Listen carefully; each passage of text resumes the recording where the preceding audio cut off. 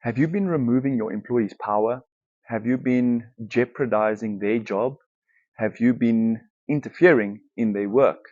Well, you're not alone. We've all done this.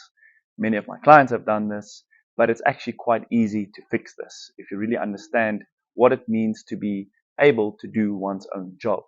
So I always like to take a very simple example to explain this concept. If I am a cleaner and I'm in charge of mopping the floors, if you will, what does the business owner or someone senior tend to do if there's a spill on the floor? They go into the cleaner's office, maybe the kitchen, maybe some place like that.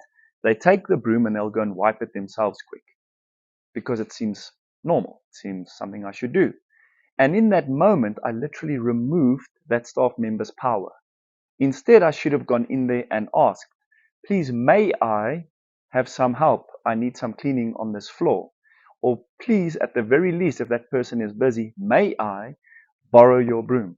Now, this sounds so stupid again, but it's really simple and it's a very smart concept actually. So the right way to put someone on post is to not constantly bypass them or take power from them by interfering in their job.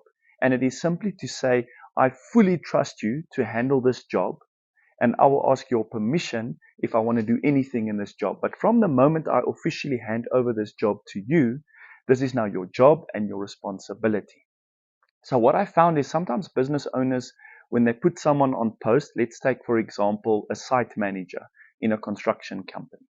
If the site manager has got the job of managing the site, it is his site, not the owner's site or the senior management site.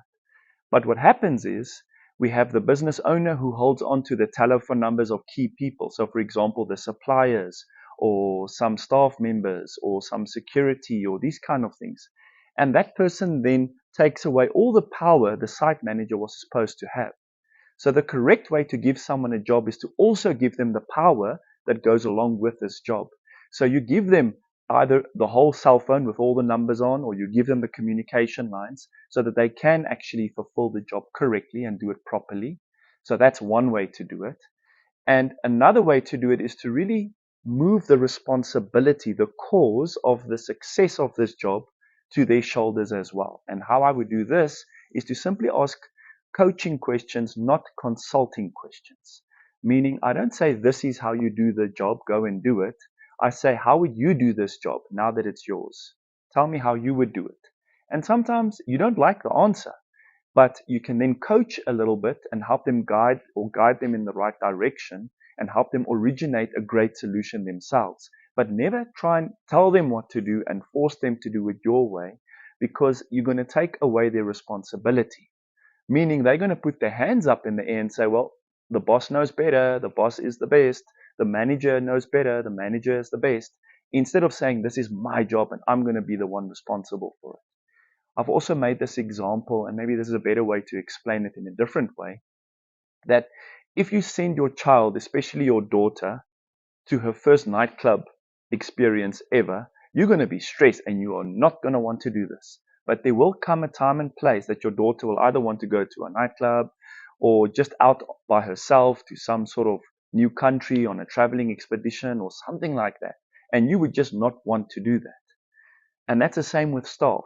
Eventually, you're going to have to trust them and have to trust your training and make sure that they are correctly trained, correctly responsible, and that they have the power to act on their own terms and according to their own sort of create, if you will.